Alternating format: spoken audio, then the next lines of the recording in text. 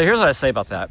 I totally agree with the person who wrote me that comment, that in itself, I'm just gonna say, it's just the worship leaders being lazy.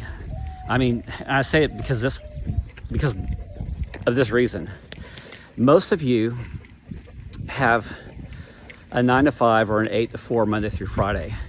There is no way that your superior or manager would break policy and procedure so that they can not align with the company's focuses of formal and proper communication and heeding guidelines and following procedures.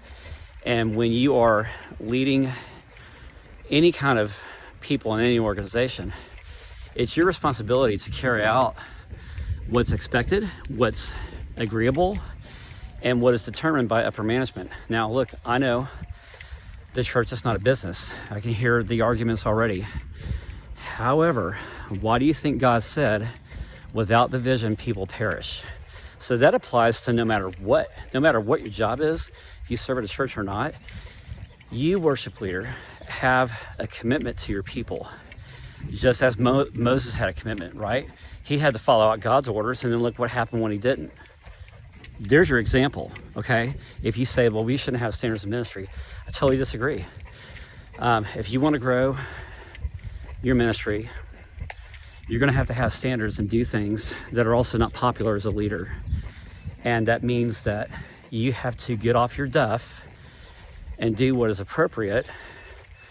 And if you don't have those skills, and maybe you're afraid, and that's the reason why you're shrinking, because you shirk the responsibilities because maybe you just don't know how to do these things, well, then you find a mentor who does, and you learn from them.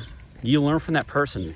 Contact the worship pastor, or if it's a senior pastor, somewhere in your local community, and just say, hey, I'm so-and-so from this church, and I just want to better learn what you're doing. You know, have the bravery to forsake your own pride to ask for help.